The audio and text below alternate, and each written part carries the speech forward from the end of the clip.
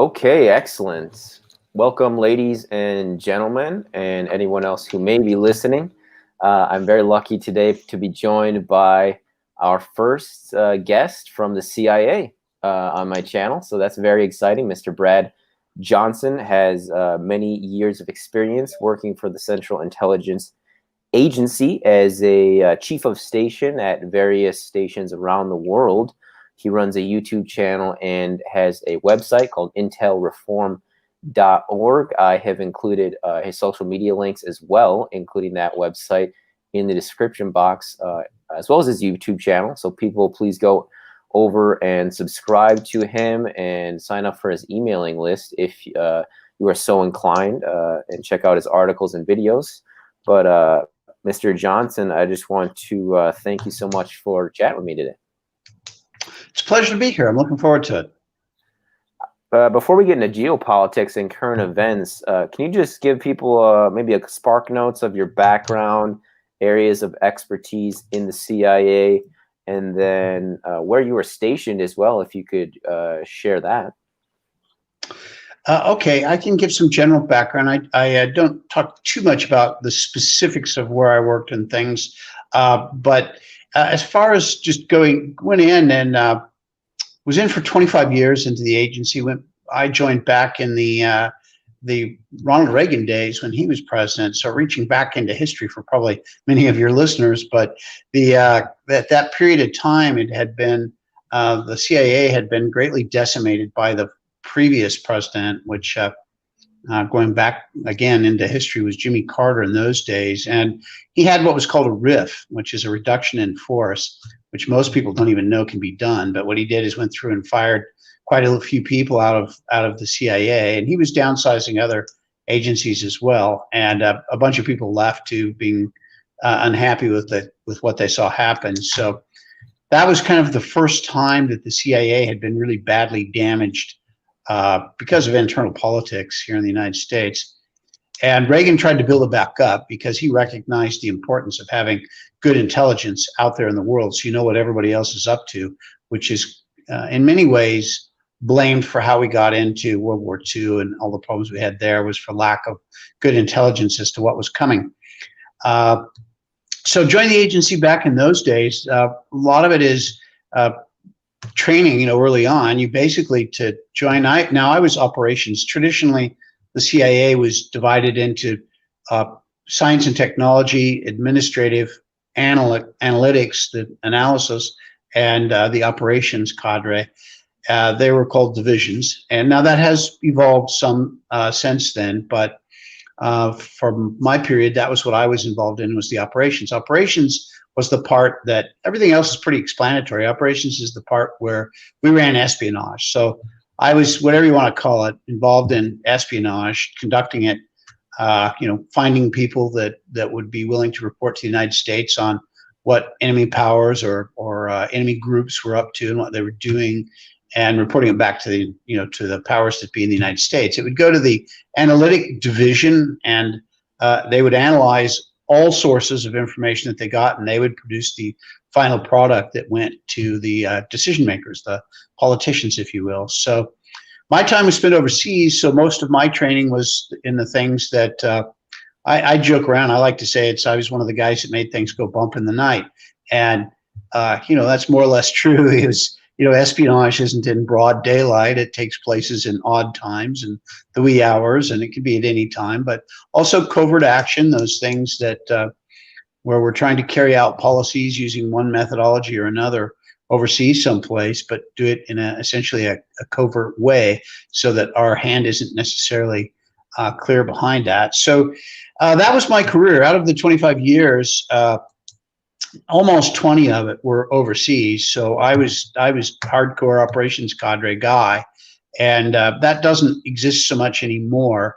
And so a lot of the expertise is dying away as my generation of people die and leave and all of that expertise is leaving us. We just don't do business that way anymore, which is one of the reasons why I founded the organization that's Americans for Intelligence Reform, the website you referred to, intelreform.org, was to sort of combat and bring those things back. Because yes, I mean, you can look at espionage and say it's dirty business or repugnant or whatever you want. But the fact is that the world's a dirty, dangerous place in a lot of ways. And being blind to what's going on in the world creates more death and destruction, not less death and destruction. So the CIA and espionage for the United States of America is a force for good. It helps prevent wars and prevents killing and places where people have no respect for human rights and stuff. As we figure out everything that's going on there, report it back, everybody knows. It helps to deter those sorts of behaviors. So I'll say too, you'd asked as part of your question what it was like, and I'll have to say I was in the agency during the right period because it was a build-up period. There were highs and lows, but for the most part, the period where my career took place and I'm fairly recently retired, so it changed. I left before Obama got in, but that period of time was a lot of fun. So I had, there was danger, involved with it and things. I've been in, crashed in a helicopter and been shot at and stuff like that. But, outside of the things that are like that, I don't think anybody particularly likes that, I had a lot of fun, saw a lot of the world, saw a lot of the truth that goes on behind the scenes, and we got to see really, you'd be surprised at the depth of understanding you can develop over time just because you see so much. And also, I was on the ground seeing a lot of things, or behind the scenes making things happen, and would watch what was reported in the United States in the news and stuff. And in a word, the news in the United States mostly sucks. I mean, it's just mostly fantasyland nonsense. And of course, if you point out what's true, they're going, "Oh, well, you're crazy," or whatever. It's like, oh, okay, I was the one there doing it. I can tell you exactly what happened, and you guys are making up what you're saying, and I'm the crazy one. So it's a funny world we live in, and a lot of the things that people think are true aren't true. And who's writing history and all is I guess who's the political winner gets to write the history. But things have changed. Like I said, it's not as fun as it once was, and so I fit in my career at the perfect time and look back at it and with great fondness. And I have personally very supportive of the CIA, and I believe and argue now that it's in a greatly weakened state. So a lot of what I'm pushing for is to recreate a far more powerful and effective CIA. And why did you join the CIA, Mr. Johnson?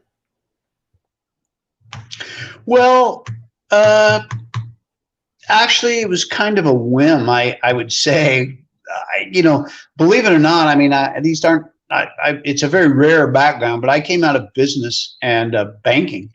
And so I was, even back in those days, they had the Wall Street Journal. So I was reading the Wall Street Journal one time, and they ran an ad. And this was in that build-up program that I mentioned during the President Reagan administration.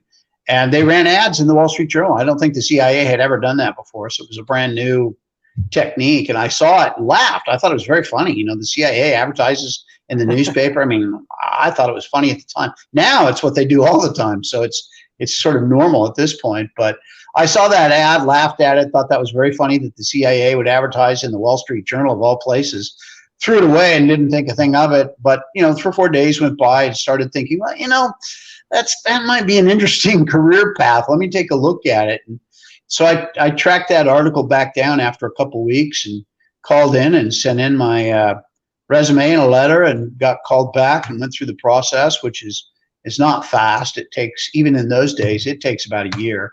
And now it takes, about that amount of time. So rarely does somebody apply and just get hired and in. I mean, it does happen, but it's rare. Right. And then they have to do a full background check to get you clearance, all those sorts of things. So it takes time. But that was basically it. It was sort of on a whim. Like I said, my first thing was that it was funny. And the second thing was, well, maybe that would be fun and interesting. So applied, got accepted, and here I sit. What would you say in terms of advice or recommendations to a young person who is thinking about joining the CIA? Well, I do get asked that question quite often. And I would say, you have to be what they're interested in. So, for example, having language skills and having some travel experience or having technical skills, having a background in those sorts of things would be, what appeals to them. And you can you look on the website, it's CIA.gov. You have to apply through CIA.gov now. There's no other way.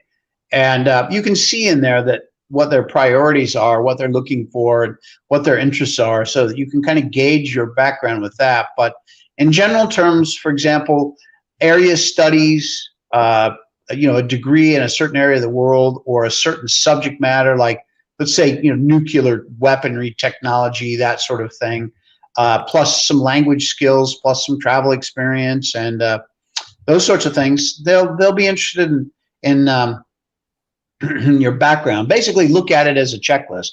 If you can check off enough things on that list of interest, they'll hire you. So, assuming you can get a security clearance. Who would you not recommend try to join the CIA or try to follow that career path? Well, that's an interesting question. 20 years ago, I would have given a very distinct answer. Nowadays, I'm not sure. The philosophy involved has changed. And back in my day, it was the objective was to get people in and keep them for a career. Nowadays, the youth, people like your age, if I may, in the business fields, they're looked at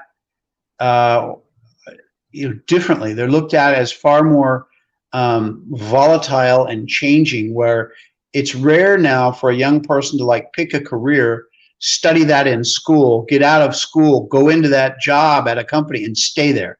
That's just not the career path anymore.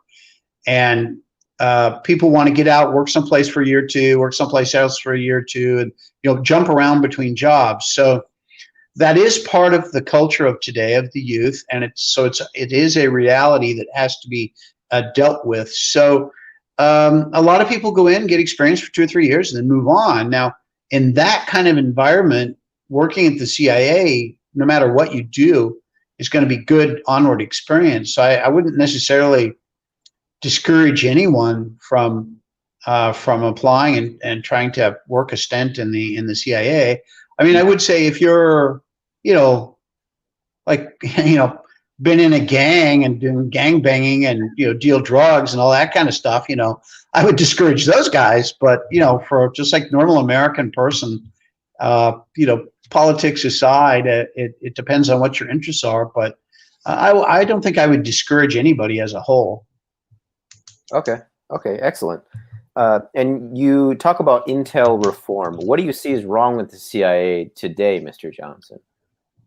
Well, I would say it's the CIA, but it's also the intelligence community. The intelligence community is actually 17 government agencies, which each branch of the military counts as one. But you've got State Department, DEA, FBI, CIA, NSA, all of these together form the intelligence community. And the bottom line problem is that the intelligence community has become highly politicized and highly weaponized. And if you take a dispassionate look at what we've been through since Trump declared himself candidate for president, we've seen the entire system be manipulated by people, particularly in the CIA and FBI and the leadership level.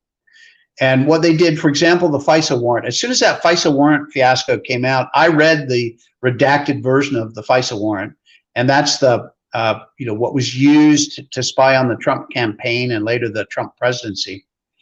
And I knew instantly what had happened because I'm familiar with all that stuff. So the redacted stuff, I knew what was underneath it. And I knew that it was based on a completely false report because I'm familiar with all this stuff. So this Steele dossier, that's not how intelligence works. That, we don't even use the word dossier.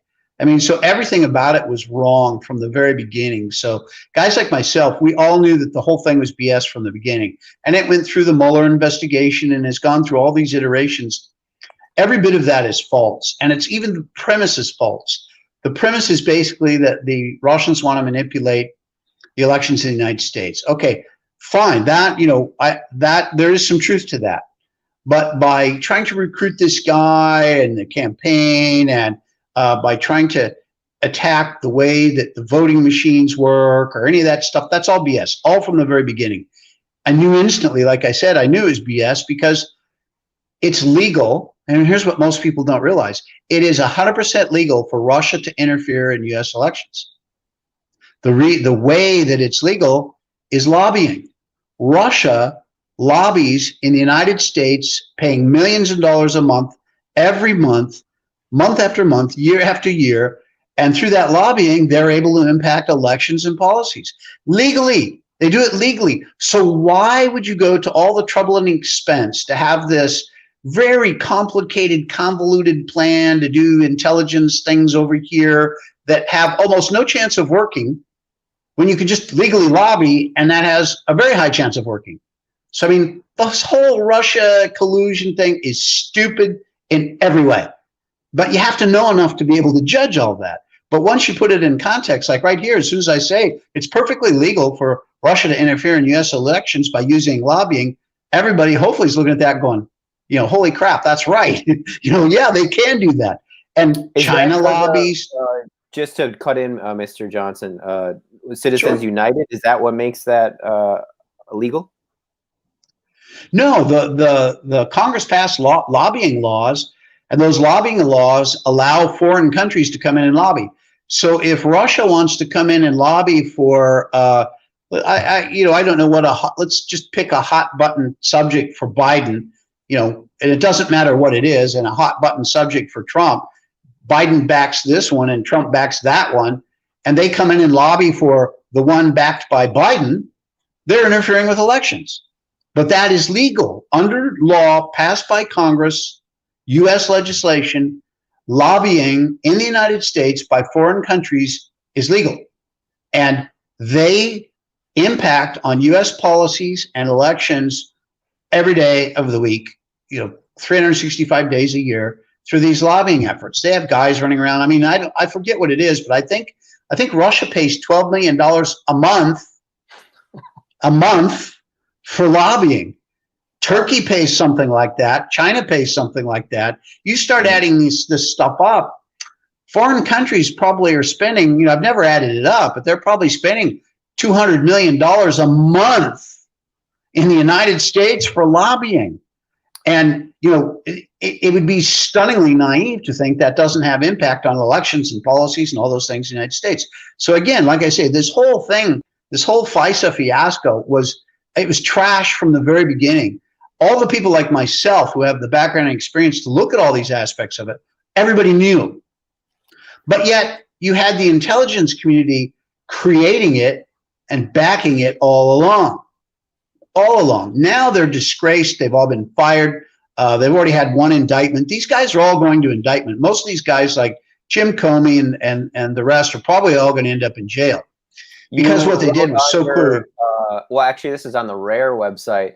You got John Brennan, Loretta Lynch, Sal Yates, James Clapper, James Comey, Andrew McKay, Bruce Orr, Peter Strzok, Lisa Page, Susan Rice, Rod Rosenstein, and 4 other undisclosed high-level former CIAs, all on various accounts of lying, perjury, conspiracy to overthrow government.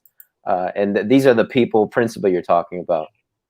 That's exactly correct. And so what happened? And the problem with this is, and here's the politicization part I initially referred to. Whether they get indicted or not doesn't matter. The fact is they acted on their own political beliefs. And this is the activists. Everybody's heard of activist judges, but we also have activist intelligence professionals and law enforcement. They're activists. Well, what does that actually mean? What that actually means, when you have an activist judge, what that means is he doesn't care what the laws are. He doesn't feel that he needs to follow the laws. What he believes, or she, that he should do is what his political beliefs dictate. Now that's stunning, but that's incredibly important. And that's exactly what we have here. With you, when you saw Peter Strzok in particular, because he's been so deeply entwined in all of this, he knew that there was no justification under the law to launch an investigation of Trump. It shows in his own notes from his emails and text messages that he knew. And yet he went ahead with it anyway. He went ahead with it anyway because he's an activist law enforcement guy. He doesn't care what the laws are. What he cares about is what he thinks is politically correct, what is the right thing to do based on his personal politics. He puts his personal politics above the law and acts on what he believes is right, which is that activism, the activist judge, activist law enforcement. Now, that has permeated the intelligence community. And that is dangerous and wrong. It's dangerous in so many ways, but it shows how this political corruption that exists at those senior levels has permeated and lets them go down paths that make us like some third world, nothing country someplace, where you have all these shenanigans going behind the scenes, where there's one set of laws for people like you and me and another set of laws for the guys that have power. And that's the road that they're headed down. That is the road to totalitarianism, because whoever's in charge can use those organs of power to destroy all of his political enemies. The IRS can be used and was used to do that. And we've seen the intelligence community was also used to do that. So that must be eliminated. And just today or yesterday, President Trump made a comment about China wants Joe Biden to win. And so they're backing that horse, if you will. And China has come out and said a lot of positive stuff about Joe Biden. So, I mean, it's true. The toughest guy in the history of the United States on China and since World War II is President Trump. So why would China want President Trump to win? So we all know China wants Biden. I mean, this doesn't require any insight or knowledge or anything. We all know China would rather have Biden. He's going to be more, pliable. And Trump is kicking their butt all the time. So they don't want Trump. So Trump openly acknowledges that, and you have the intelligence community guys coming out saying, Trump is just trying to avoid talking about Russian collusion. Well, that guy is highly political. We already know Russian collusion is BS. We know that all that stuff about China is true. And you have this intelligence community guy coming out basically trying to help Joe Biden out of this mess. So that the intelligence community should not be involved in U.S. domestic politics. They should not be involved. Where they need to be active is looking out overseas, finding out the next time that Al-Qaeda or ISIS wants to put a bomb in a building and kill a few hundred innocent civilians. That's what they need to be going after. The next time, say, Turkey wants to start a war with Greece or something and plan to do it, that's where they need to be, finding out who's going to start a war and start killing people. That's where intelligence needs to be. So this corruption that's drawing all of our energy away from where they should be looking and turning it to internal politics is wrong and dangerous. It will and has gotten people killed, and it's going to continue to detract from our capability to keep an eye on the rest of the world, to keep the world and our nation safe. And let me say, U.S. national security is the most important national security in the world. The reason is because of what we represent. If we had wanted to after World War II, we could have taken over the world. Oh, yeah. We could have done it easily. We didn't do it. Why? We don't want to take over the world. All of the opportunities we've had to really step in and take over countries, we've never done it because that's just not what we're after. That's not what we're doing. So every time U.S. national security is strengthened and made better, is better for the entire rest of the world, because what we represent is all of those other countries are not so easily subject to being conquered by some other country nearby.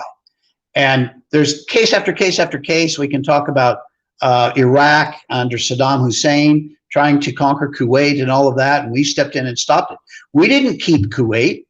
We invaded it, took it over. We could have kept it, but we didn't. We gave it back to the Kuwaitis and left. That was the first Iraq war. And those guys were all grateful and better off for it. What would their life been like? Go ahead. Oh, I was just gonna say, why do these guys, these Brennans and Comeys and Strucks, why are they so politicized now, and they're trying to advance their own interests? Is it specifically because of Trump, would you say, or what's the motivation, do you think? Well, it's political. It's what we've seen now. I don't know how, I won't go too, I'll try not to go too far back into the history of it, but essentially what we've seen during the Democratic presidential administrations, Jimmy Carter, Bill Clinton, and Barack Obama, we've seen the bureaucratization of everyone. After World War II, this started out in State Department. U.S.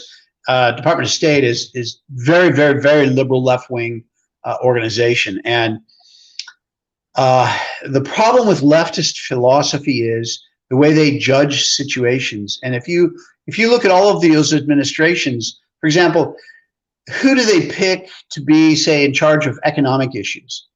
If you look at a Republican, because republicanism, conservatism, is the one of self-reliance, freedom of the individual, all of those sorts of things within the philosophy, who you pick is who you think is the most competent, that's acceptable. And that's who you pick. Like, for example, Trump picked Larry Kudlow. Larry Kudlow, like him or hate him, whatever, he's got a lot of experience and is a highly competent guy in the world of economics. He knows his stuff and helped spearhead one of the greatest recoveries of the economy that the United States has ever had, where we saw the lowest unemployment for blacks, Hispanics, and other minority groups since the first day records were kept. Now, that was what you saw under Reagan, for example. But under a Bill Clinton and Barack Obama, that's not how they pick the people to fill those slots. They don't care what that person's background in economics is. What they care about is he politically loyal, because that's the leftist philosophy. You want people who are loyal to the party first. Their experience is secondary, and it's the exact reverse. So under that philosophy, the people that were put into power during those periods of the Democratic administrations, they judge who they put in that pipeline to leadership. And the way they judge who they put into that pipeline to leadership is based on party loyalty. So you have all these leftist extremists that have gotten into that pipeline and have ended up as leaders now from all these previous periods of time. And I'll say, I mean, something that most people don't focus on, but James Comey, the former CIA director, and John Brennan, the former CIA director, both talked about in their past having voted for the Communist Party. They both were essentially communists. Now, how the frack did those guys get into those positions of power? Not on competence, not on their experience. They were picked because they were very loyal to the leftist philosophy of the party. So that's how they got picked. That is one of the central issues affecting federal government today. And again, that's one of the central issues that I try to address at all times. And in doing these interviews and stuff, I try to put as much information out on this as I can, because people need to understand that. Now, I don't care if you're a Democrat or a Republican. You have to look at, or an independent for that matter, but you have to look at the power that resides within these federal agencies and say, you know, do you want them to be politically driven? Because, my friends, that's a two-edged sword. That can cut either way. Or do you want them to be apolitical servants of the people? And I am of the ilk that I want them to be apolitical servants of the people, doing the business of the United States of America and staying the hell out of politics. And what we have now is all these guys are in politics all the time, out of the military, out of the IRS, out of the CIA, out of the FBI. They're just like today, like I said, there was this guy that was a former high-level guy in the intelligence community out, you know, bad-mouthing Trump. You know, that does not belong. That needs to be stopped, because it takes us to third world status and to totalitarianism, because what it means is that the powers of the federal government can be used for personal political beliefs. Mm-hmm. And if I come to power as president of the United States, which I have no political ambition, not going to happen, but if I did, and that was that was what we were living under, I replace everybody in all of those agencies with my henchmen. And if your show is extreme left wing, you're done. The IRS will get you, whoever will get you that I need to get you to stop your show. And that's what we see ourselves edging into. That's wrong. Like I said, it's a two-edged sword. I don't care if you're a Democrat or Republican or independent. You have to look at this as bad. We have to get rid of all that stuff. It's just, it's too much. We can modify or adjust the CIA. We don't have to dismantle it, because I have heard ex-CIA operatives say they think it should be completely dismantled and a new intelligence agency created. But you think there's still a chance to save it, to salvage it? Well, the answer to that question is actually fairly simple. The CIA cannot be fixed with who's there. Yeah. Could it be fixed? Yes, but not with who's there. And so my actual recommendation, it's something I've talked about publicly before, but my recommendation is right now we have a Director of National Intelligence, which is, as useful as one more word on a warthog. I mean, it was this thing created for political reasons, going back a little bit, following 9/11, where the Twin Towers in New York got, destroyed by the airplanes. They created a commission of a bunch of politicians. It was lawyers, academics, and politicians. So they were all non-operators. None of them had ever done, with maybe an exception of a year or two here or there, you had this group of very senior older people that had a lot of bureaucratic experience, but no direct operational experience. So what did they come up with? More bureaucracy. Where if you'd have taken a bunch of guys like myself, if you'd have taken a bunch of military operators, a bunch of law enforcement operators, a bunch of pure intelligence operators like myself, put us on a commission, what we would have come up with was practical solutions to these problems, and we would have destroyed terrorism. But what they did is they created Department of Homeland Security, Director of National Intelligence, but be that as it may, we've now got a Director of National Intelligence. So as soon as that was invented, it was meant to be like a dozen people kind of overseeing and administering intelligence to make sure it ran smoothly. Instead, it started to grow. Pretty soon it was 100 people, then a couple hundred people, then hundreds, and now thousands. So it's just grown. It's just one more layer of bureaucracy. So what I would do is try to kill a couple birds with one stone. I would take the DNI, put him over at the CIA, make him in charge of all analysis for the government. I mean, other people would have some too, but make the Central Intelligence Agency the center of analysis for the government and put him in charge of it. I would take the operations efforts 100% out of the CIA because it just can't be fixed with who's there. I would take it away. I would absorb the intelligence out of the military, absorb the intelligence out of the CIA, and create a new organization that would handle all of the espionage and covert action for the United States of America as a separate organization. And that would not have anything to do with analysis. They would be in completely two separate agencies, because one of the worst mistakes we ever made was to embed them with each other because they cross-contaminate.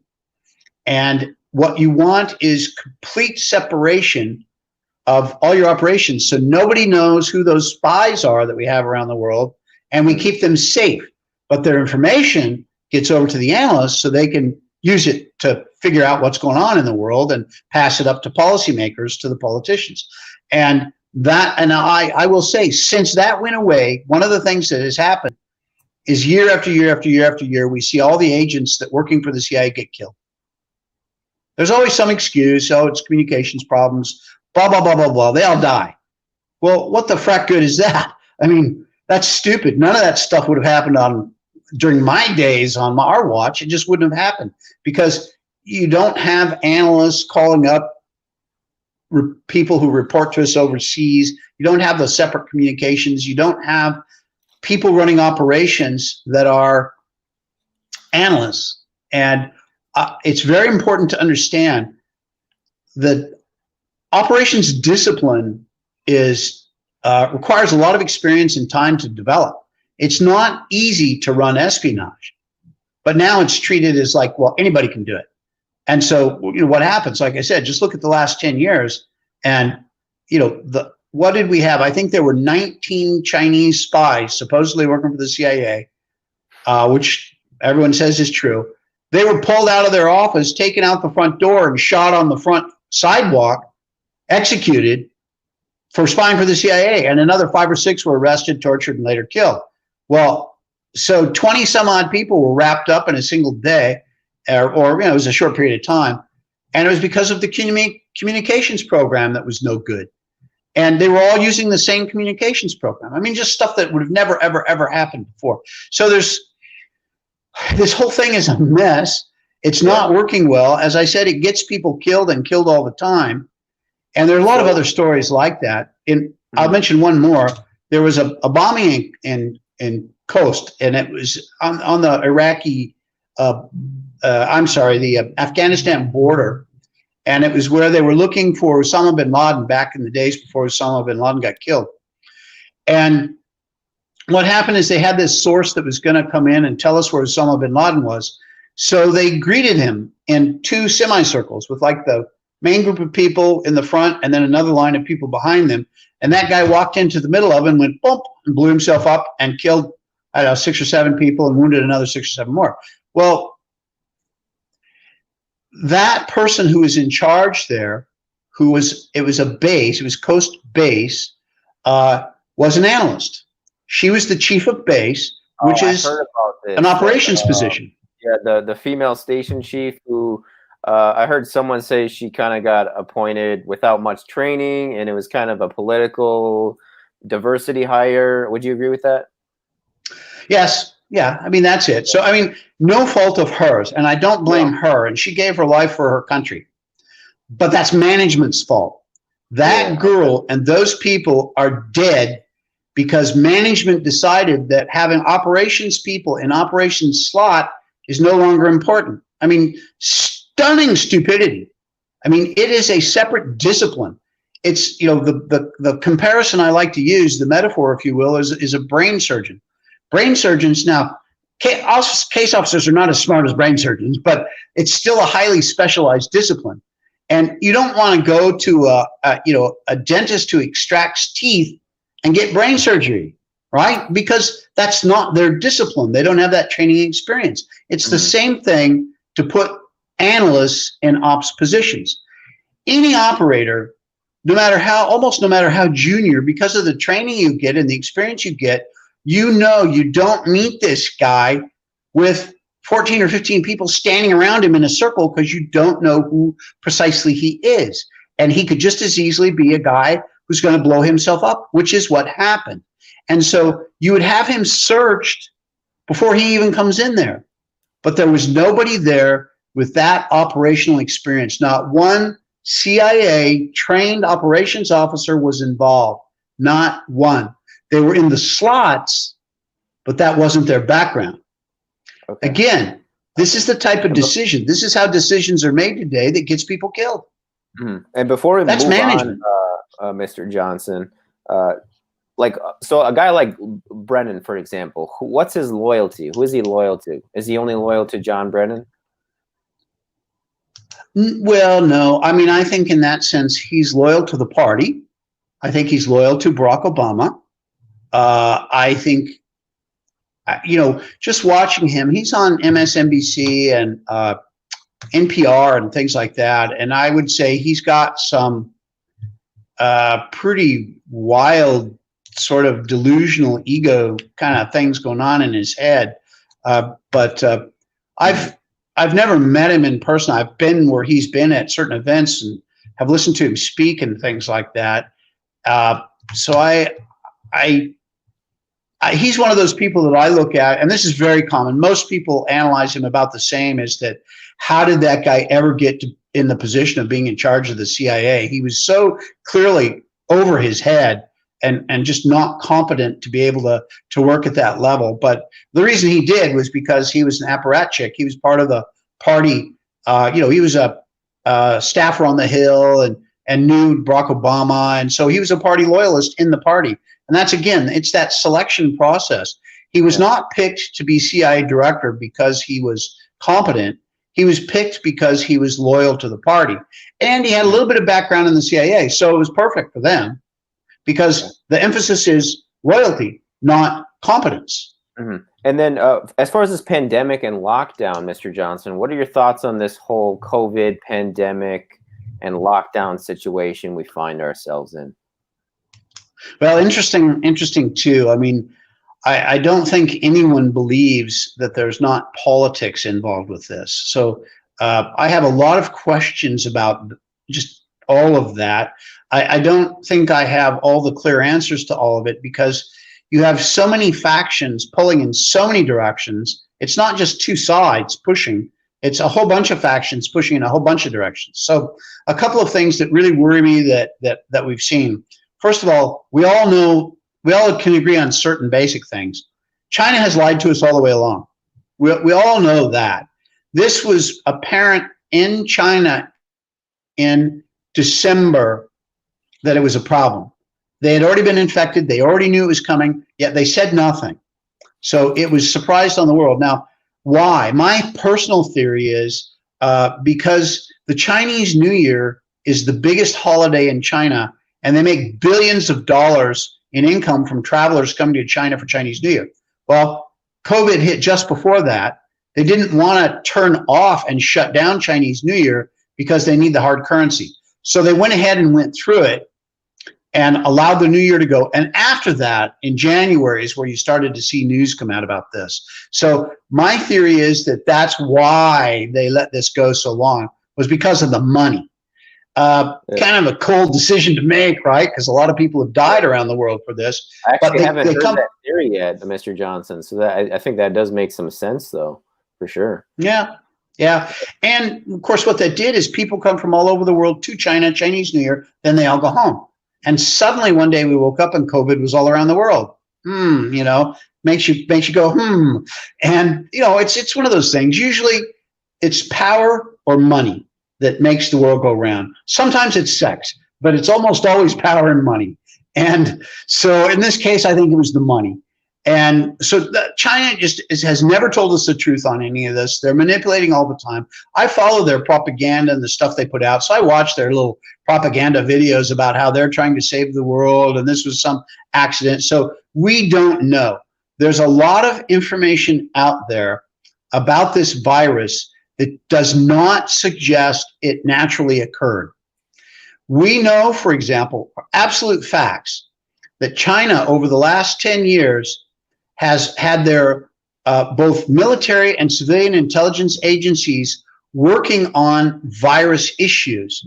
We had a Chinese head of the level 4 lab in Calgary get sent home for spying for the Chinese. What were they studying there?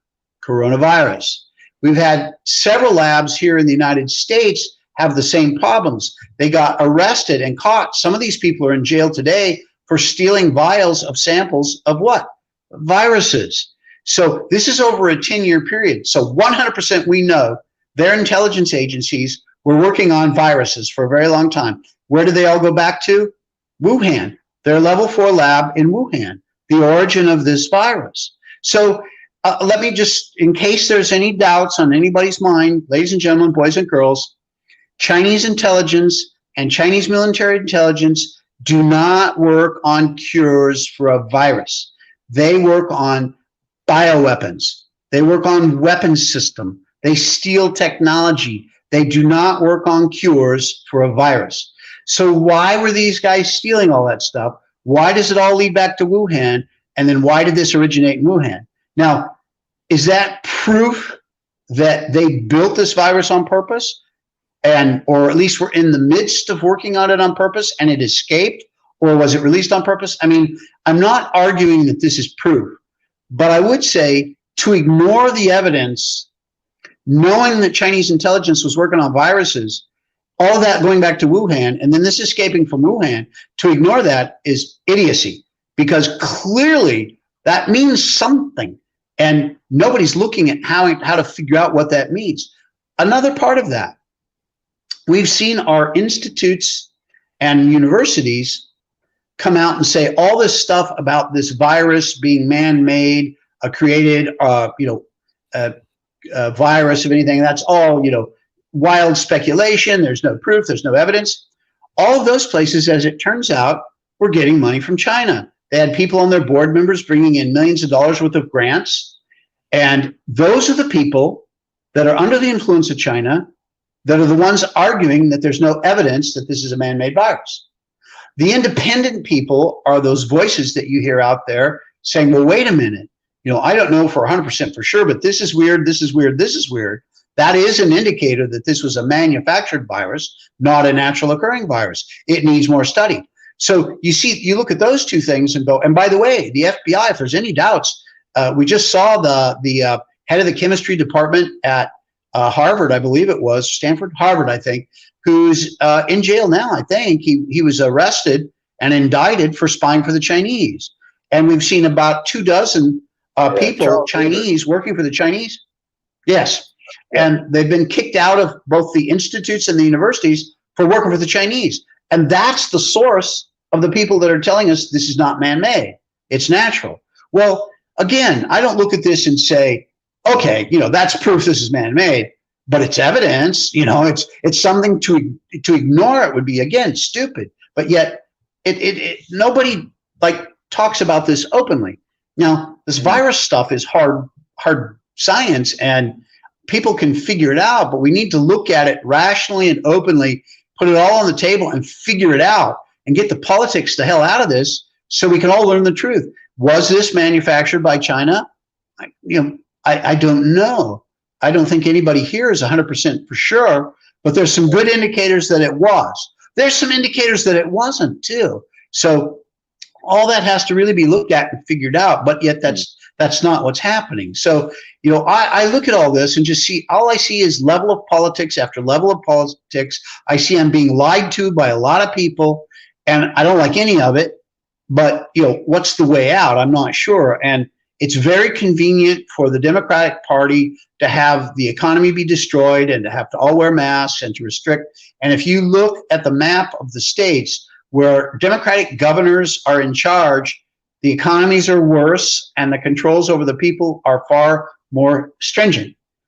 Mm-hmm. And in the areas where it's Republican controlled, the economies are far stronger with less rules. And you don't see a difference in the corona. If anything, on the average, the corona is worse in the Democratic areas. So what does all this mean? And it's so complex, and there's so much to it, and so many people are pushing and pulling in all these different directions, and so many people are lying.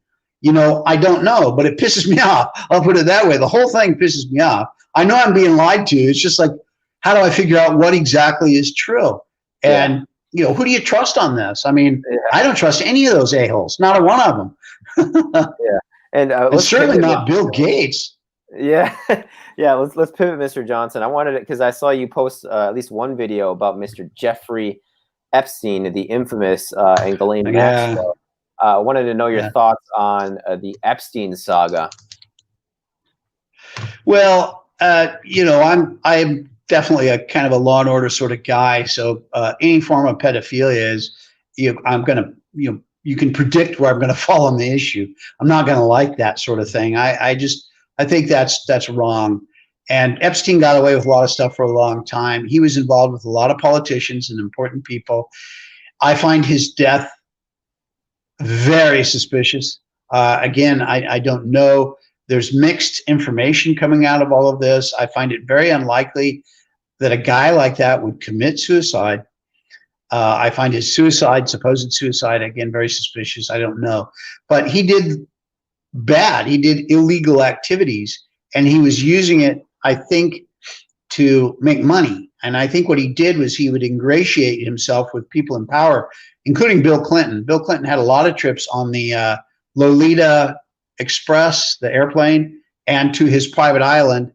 And what Bill Clinton came out with is just vintage Clintons. He came out and said, I only met him, twice at blah, blah, blah, blah, blah, blah, and was on the plane once, but that was to go to this nonprofit, blah, blah, blah. But what he did is he defined a period of time. He said, in that period of time, this is what happened. But in the year before that, he made 25 trips on the Lolita Express and went to his private island 10 times. So, I mean, it's one of those things where that's the type of guy that Epstein, I believe, targeted. And he would bring Bill Clinton little girls, which, we all know that would appeal to Bill Clinton. I mean, there's no, that's the kind of guy he is. and a lot of other people too, including Prince Andrew and different people that like being around these very attractive little girls. And so once he had them in, it was like, yeah, dude, cut me in on that business deal. I want to make another 100 million over here and over here. So, I mean, I think that's where he made his money. I don't think there's tremendous mystery to it. I think he was very shrewd and cruel and selfish in that, and used little girls to get in the pants of these rich people and take advantage of that relationship then to get cut in on their business deals. And I think that's where he made his money, and that was him. Now, his girlfriend, I don't know what the FBI has said about her, Maxwell, is that they've already got a lot of videos and tapes and stuff like that, so she doesn't have much to negotiate with. I don't know. I'm not sure what to think of her role in this whole thing. But if she comes out and says everything she knows, there's going to be a lot of people in trouble. So again, she was one of those. I said this before Epstein got killed, that if Epstein gets killed, it's going to be very suspicious, but they did it anyway. So it makes me think that Maxwell, if this is indeed was a murder, she's got to be on somebody's short list, because she knows a lot of names, a lot of people, a lot of guys that were involved with these little girls and women, by the way. She was also, would have sex with these little girls too. So, at any rate, I think it's a very dirty business. I don't like any of it. I hope they all get caught. I hope the information comes out. I hope she, sings like a little birdie and gives all those names up. And I don't care if they're Republicans. I don't care if they're Democrats. I don't care who they are. If they're out doing that stuff, I hope she sings like a birdie and we get them all and put them all in jail. And somewhat related, what are your thoughts on Israel? Well, the situation in Israel is always precarious. My basic argument to anyone would be in the form of a question, and that is the United States safer and better off with a democratic Israel in the Middle East? And I think pretty clearly the answer is yes.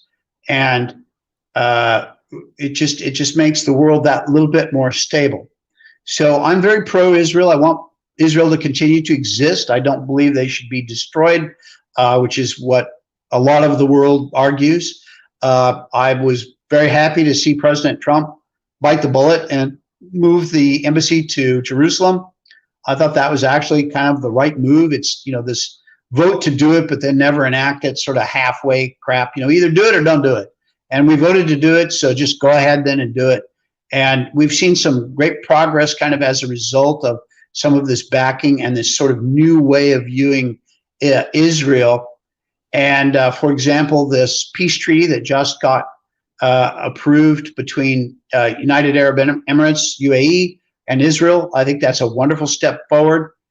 I think in many ways it's a recognition of a change in the power structure in the greater Middle East area, with Turkey having become a very aggressive country, which the head of the Mossad came out and mentioned like 3 or 4 days ago, that very thing, that Turkey used to be an ally of theirs, but now they're not, and they've become a very aggressive, expansionist, radical Islamic republic, which I think is accurate. And so you've seen a lot of countries nearby now start to look at Turkey with a lot of trepidation and fear. And I think that's part of the reason, or a reason, why UAE was willing to negotiate a peace treaty with Israel. You've seen Egypt kind of come down on that side, and they're fighting Turkey and Libya. And there's fighting going on with the Turks in Syria against the Kurds. The Turks are fighting in Azerbaijan in the Nagorno-Karabakh region against the Armenians, who are backed by Russia. I mean, they're moving in just now. In the last few days, they were caught moving a lot of ammunition and militia type troops into northern Lebanon. Lebanon is in meltdown, and it's being kind of absorbed by Iran and Turkey now in the north. So I mean, they're just very aggressive, expanding, and the Arab countries are looking at all this. Arab countries used to be under the domination of the Ottoman Empire, stuff that for us as ancient history is very fresh in their minds. and they're afraid of all that. So you're seeing the Arab countries start to look at this whole Turkey thing and go, oh boy, let's get ready because there's problems forming here. And there's clouds on the horizon, and Turkey has repeatedly threatened to go to war with Greece for them to be able to drill in the Greek islands for gas and oil product, or deposits that are there. So they're going to do it. They're going to fight over that. I just don't see Turkey backing down. So Israel is also, again, it's a bastion out in that area of the world. It's one in which we can see people start to coalesce around them, which is is positive for us in the United States. Again, where you can see, say, Egypt and UAE and Saudi Arabia and Israel, and these countries all start to sort of work out their problems and unite with each other against a common enemy. That's good. That's good. We don't want people who start wars. We want people who try to maintain peace, democracy, trade, all of those things. So it's a good force. So in the general sense, I'm pro-Israel. Are they a perfect ally? They're not. There's a guy sitting in jail right now whose name escapes me, but he's sitting in jail because he was conducting espionage against the United States of America, an American citizen with a clearance that was spying Pollard? for Israel. So Pollard? Pollard is one of them sitting in jail, I think, still. Was he the one spying for Israel? I've kind of forgotten. But I think you have the name correct. Pollard was a spy that was arrested, and I think he was the Israeli one, but don't hold me to it. I think that's right, though. I'll check that afterwards. But I wanted to ask you what do you think of their treatment of the Palestinians, as far as, I've seen videos of, snipers shooting Palestinian boys, and, you got the maiming children and stuff like that. And it kind of seems like there's an apartheid going on over there. And what are your thoughts? Well, those things are a two-way street. And I've spent a lot of time in that area of the world, and very familiar with the kind of the ins and outs of it. There was a period back in the Clinton days where they took a look at the Palestinian Authority, and that was Yasser Arafat was still alive back in those days. And Yasser Arafat said, our list of demands is this. The Israeli Prime Minister and Clinton took one look at that. They're going, oh my God, that's a terrible list, but okay. So they went to Yasser Arafat and said, okay, we'll give you everything on your list. We'll give you everything you want. Let's go sign the peace treaty. And Yasser Arafat said, no, now I want all this other stuff. And he, even getting everything he asked for, everything on his list, he wouldn't sign a peace treaty. Why? Well, the reason is, again, like I said, it's power and money. Yasser Arafat knew that if he signed a treaty and became this Palestinian Authority in these small lands of Palestine, he would be like a local mayor in a small town. He'd be nothing. He'd be pulled off the world stage where he's getting money from all these Arab countries. He's worshipped around the world, gets to go all these different places. It's not to the Palestinian advantage for the people in power to have peace. They've always turned it down. They always come up with more requirements. It is their methodology because they don't want peace. So what do they have to do? They have to keep things stirred up and going and fighting to keep the situation prominent and relevant. So the impetus for this comes from the Palestinians. Now, fine, it's, are there excuses for it and justifications? Yeah, I think there are some, but nevertheless, you have to look at who's creating the impetus for the violence. And it's not the Israelis, it is the Palestinians.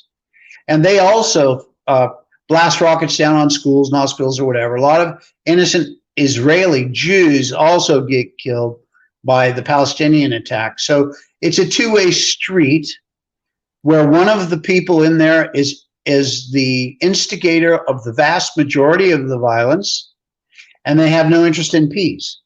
So the balance of negative judgment has to come down on them. Now, do innocent Palestinians get hurt and killed and stuff? Yes. Do the Israelis greatly mistrust them? Yes. Do the Israelis have reason to greatly distrust them? The answer is yes to all of those. So, again, Does Turkey have some reasons to feel that they're entitled to drill in Greek waters? They do. They have their reasons they believe in very strongly, but they're still the aggressor. And they're going into Greek waters to steal Greek resources. They believe they're justified. It's a very similar situation with the Palestinians. And again, I'm not trying to present the Israelis as, angel perfect anything. They're not. But if you take this all in balance, Israel would be very happy to have peace. And there's a lot of solutions being knocked around. A two-state, a one-state. They would go with almost any peace solution, but the Palestinians will not. So again, it's in balance, looking at it fairly. There's more guilt on the part of the Palestinians for no peace treaty than there is on the part of the Israelis for no peace treaty. So I don't want to use a bad word, but it's a goat rope. I'm not sure there's a great solution out there for us. I wish there were. Would love to see peace in that region. It would take a lot of pressure off a lot of things. And support for terrorism would be cut in some ways too. So I would love to see it. But as long as one party just absolutely will not agree to peace, you can't have peace. Both sides have to be willing to have it. Mm-hmm.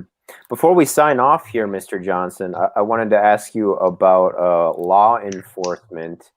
As we spoke a bit before the show about it. What are your thoughts on everything that's going on right now with the police in the United States?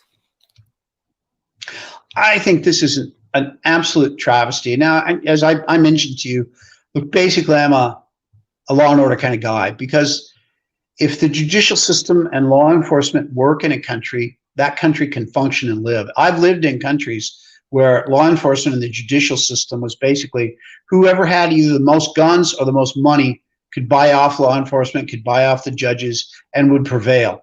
We don't want that. That's bedlam, chaos, murder. You just don't want that. So we want these systems to work. And again, you have to take this in balance. Are police perfect?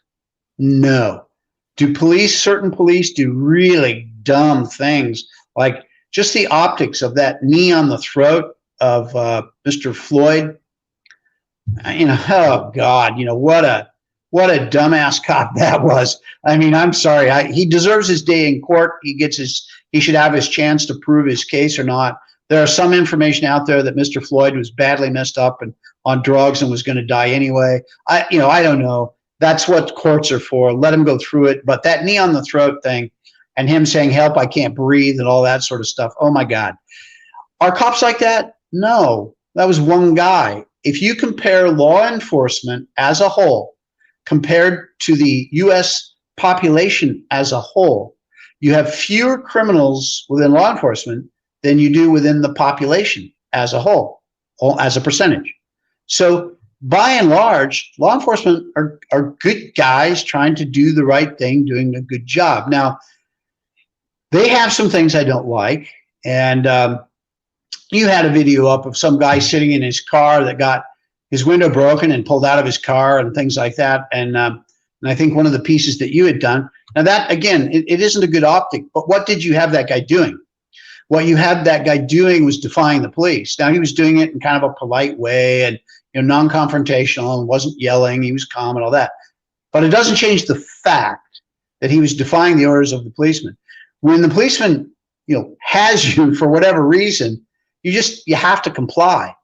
And the laws are all set up that way. Now, afterwards, you can sue him, you can fight him in court, you can do whatever you want, and there's plenty of backing that you'll get for that. But that's the time when you do it. And everyone needs to understand that that's how we keep our system up and running and working. At the time when the police officer says, give me your ID or turn off your engine or, get out of your car and come over here, you have to comply. And then that is the law. So by not complying, you're breaking the law. And even if you're breaking it, being polite and being nice and, being gentle in how you speak and all that, it doesn't change those facts. So that's a good example. I liked that example because of, I felt sorry for the guy, But he's being an idiot.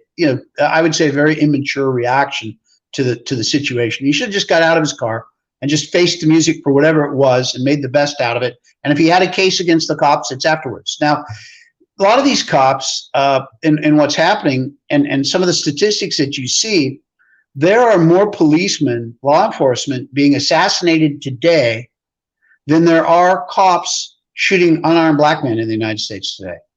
More cops are dying than unarmed black men. And a lot of the stuff that there are people where there are people are you getting the source for that, Mr. Johnson? Oh, that's been in the news a lot. That's all over. You can look it up. How many policemen were assassinated this past year? And it was 24 or 8 or something like that. And how many unarmed black men were shot? And it was, I don't know, what, 5 or 3 or something like that. Very few. It wasn't close. And for example, like that guy that just ran to his car that was what, 3 days ago that got shot, and he'd had a long rap sheet, had a lot of confrontations with police and fights with police, had already been fighting for the police, and went to his car and opened the door, and they tried to stop him from doing it, and he reached in, had a knife, and was pulling it out. That's, what do you think is going to happen? That's not an unarmed man behaving and is just innocently standing there talking to his family and gets shot.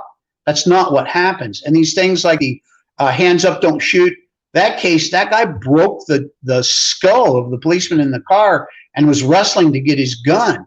And that policeman ended up shooting him. In most of those cases, the truth is quite different than what a very small segment reports on it. So if you actually go back and look at it, most of these things are justifiable kills, if you want to put it that way, which is kind of cruel. But tasers or tackled him while he had their back to him. I mean, he took his time going around the car there, I think. He did, but they didn't know what he was going to do. I mean, you have to look at this. If you stand back and with hindsight watch the whole tape, you could say, well, right at that point, they should have tased him. Well, okay, that's easy to do. But when you're in an emergency situation, and I've lived through situations that are dangerous, you don't have the benefit of hindsight. None of those cops knew that he was going to go around, open the door, and pull out a knife. How did they know that? They can't read the future. We knew what he ended up doing. And there was probably along the lines a bunch of other stuff that could have been done had you known what was going to happen. But not knowing, you always have to look at this as, what did that guy know at the time? He didn't know what that guy was going to do. He just didn't know. And I think what they were trying to do is subdue him without being too rough. I think that was what it looked to me like they were trying to do, because they didn't just walk up with a baton and smack him in the back of the head. They could have done that too.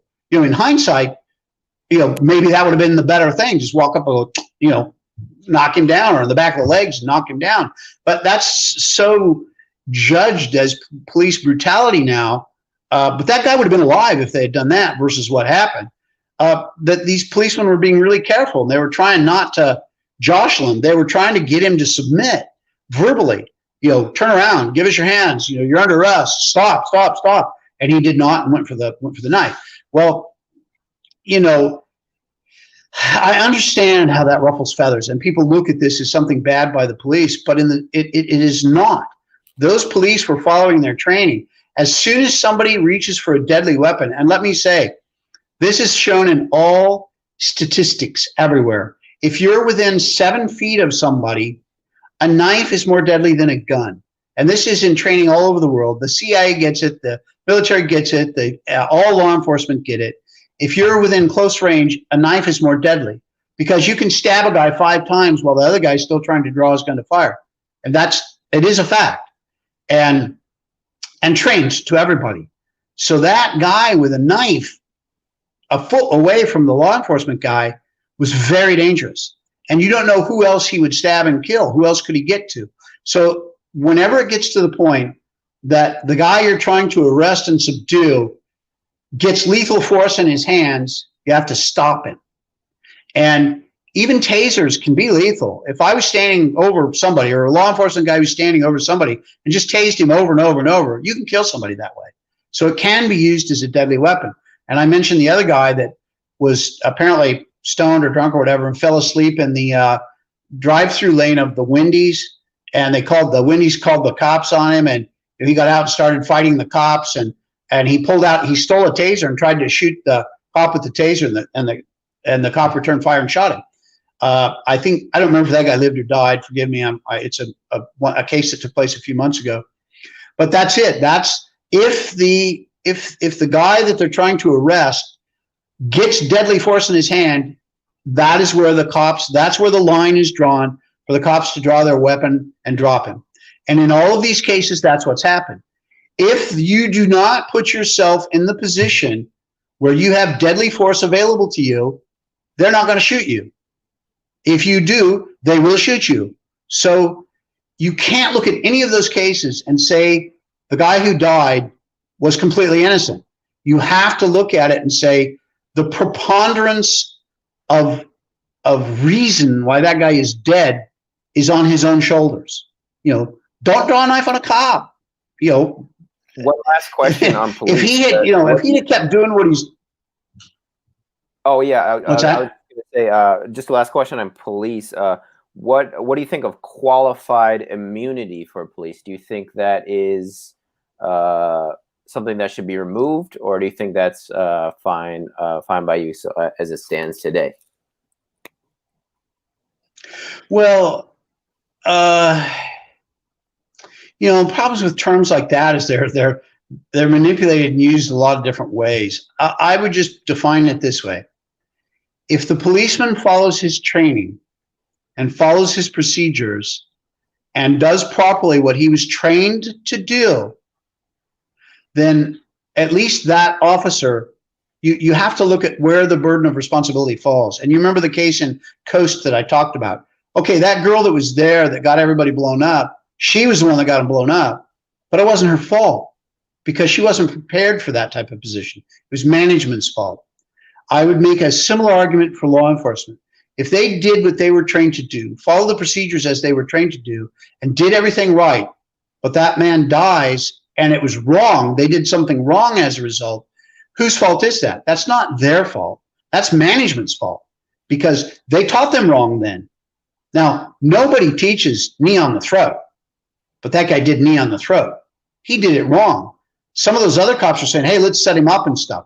If he had gotten off that guy, Mr. Floyd, taken his knee off the throat, set him up, or even stand him up, and he died anyway, I would say those cops are clean because they did everything they were supposed to do. That guy also fought the cops, and they subdued him, handcuffed him, and then would have sat him up, and and he's sitting there. If he drops over dead, well, if you drop over dead and you're just sitting there, well, why is that my fault? That's something else going on there. So it could have been an injury, but again, don't fight the cops if you don't want to get injured. You have to understand that person would have to shoulder the majority of the blame for getting in a fist fight with cops.